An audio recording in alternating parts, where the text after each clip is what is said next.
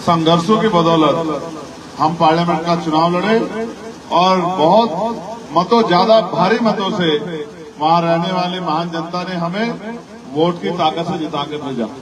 मैं लगभग 1.5 लाख से ज्यादा वोटों से जीता और फिर जब पार्लियामेंट में गया तो पार्लियामेंट में जाके जिस दिन से मैं पार्लियामेंट में गया, मैं पहला आदमी था जिसने पार्लियामेंट में डॉक्टर बाबा साहब अम्बेडकर का नारा जोर शोर से लगाया। मेरे बाद बहुत सारे लोगों ने वहां जय भीम के नारे लगाए।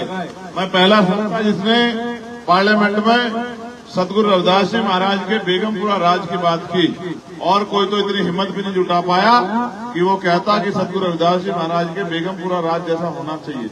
लेकिन आज मैंने वहां गुर्जर रेजिमेंट बनाने की मांग भी पार्लियामेंट में जोर शोर से उठाई और चमार रेजिमेंट को बहाल करने की मांग भी बड़े जोर शोर से उठाई। और आज चुनावी क्रम में मेरा ज्यादा दिल इस गांव में आके इसलिए लग रहा है, एक तो मैं पहले यहाँ गया हूँ होके, दूसरा मुझे यहाँ इस क्षेत्र में सेवा करने के लिए एक बहुत मजबूत पिलर के रूप में भाई सोहेल जी जो चुनावी मैदान में हैं, और मुझसे अलग भी आप उनको जानते हैं कि उन्होंने इस क्षेत्र की सेवा लंबे समय से की है। ये तो धन्यवाद दीजिए डॉक्टर बाबा साहब अम्बेडकर का। अगर बाबा साहब अम्बेडकर अपने 4 बच्चों की कुर्बानी देकर हमें इस देश में लोकतांत्रिक व्यवस्था नहीं देते, तो सोचे क्या मेरे जैसा व्यक्ति जो प्राइमरी स्कूल के हेडमास्टर का बेटा हो, क्या वो मेंबर ऑफ पार्लियामेंट बन पाता?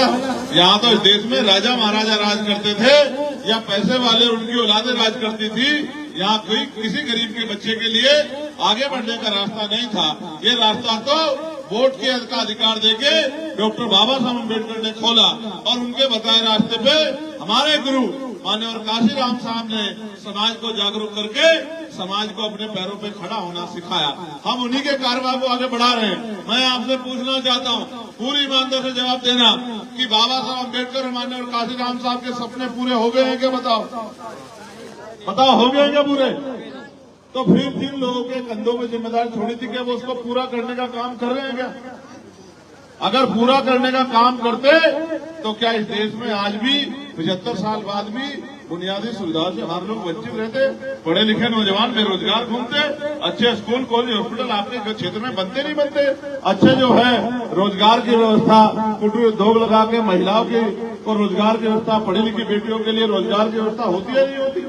इस देश में बाबा साहब अम्बेडकर तो चाहते थे कि हम लोगों के हाथ में राजकाज आए। कौन कर रहा है राजकाज का काम? 5 साल में कुछ लोग सिर्फ चुनाव लड़ने आते हैं।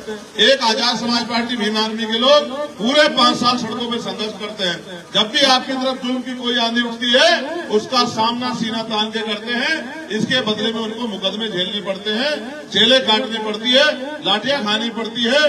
ये सोहेल समाज के लिए लड़ते हुए जेल भी गया और आज भी मैदान में है। ये तो आपके हाथ में है कि आप पैसे वालों को चुनते हो या काम करने वालों को चुनते हो।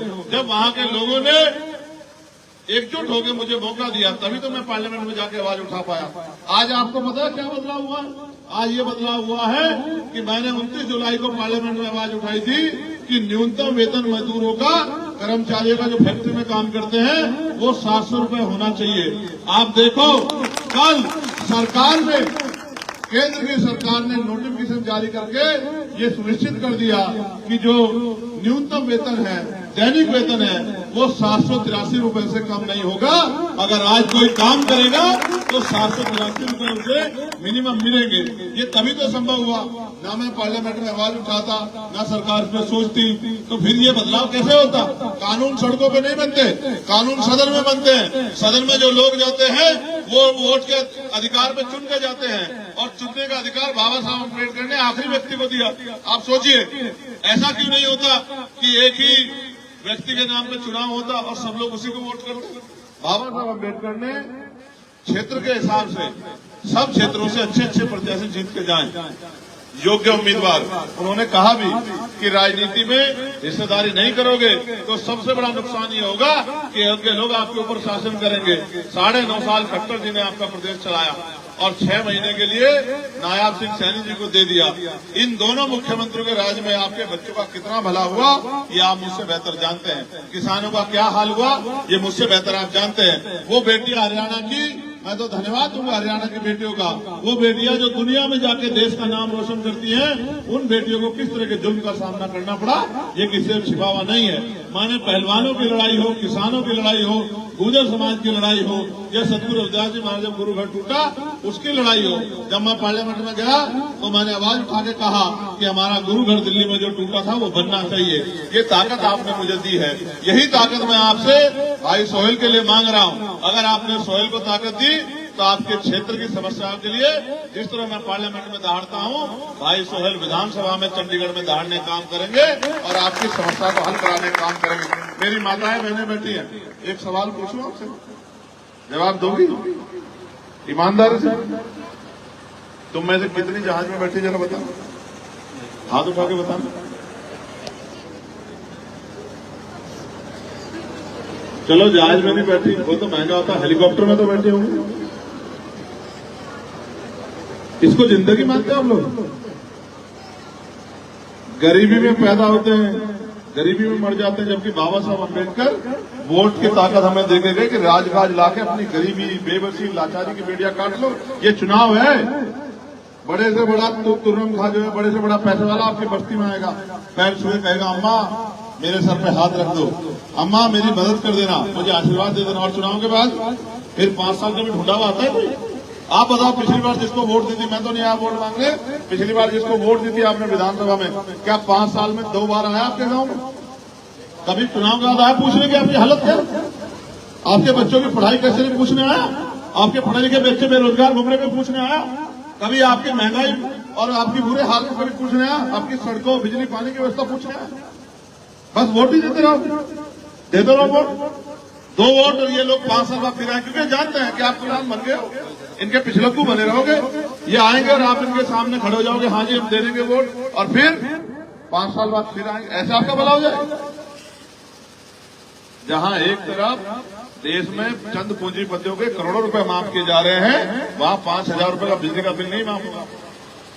आज प्राइवेट इतने बड़े बड़े हॉस्पिटल खड़े होंगे, गरीब घुस जाएगा जेब में। एक आदमी बीमार हो जाएगा तो जेब कट जाएगी, जमीनें बिक जाएंगी। आज प्राइवेट इतने बड़े बड़े स्कूल बन गए, हॉस्पिटल बन गए, प्राइवेट स्कूल में गरीब पढ़ा लेगा अपना बच्चा। जो 10,000 रुपए कमाता 2 बच्चों को फिर उठा लेगा 5,000 रुपए फिर से। तो ऐसे बदल जाएगी जिंदगी। जब पढ़ोगे नहीं, रोजगार नहीं करोगे तो कैसे आपकी जिंदगी बदल जाएगी? क्या आपके बच्चे जब ये बेरोजगार घूमते पढ़ के तकलीफ नहीं होती आप लोगों को? तो मुझे तो होती है। मैं तो घूम रहा हूँ, जगाने के लिए समझाता हूँ, जगह जगह कहता हूँ, दिन रात संघर्ष करता हूँ कि आज नहीं कल तो समझोगे। वही काम बाबा साहब अम्बेडकर ने किया, वही माननीय काशीराम साहब ने किया। जो छूट गया उसको पूरा करने के लिए हम लोग दिन रात संघर्ष कर रहे हैं। और क्या नहीं करते हम लोग? 16-16 महीने जेल काटते हैं, 2-2 बार तिहाड़ काटते हैं, और जब इनसे बच जाते हैं तो गोलियां खाते हैं।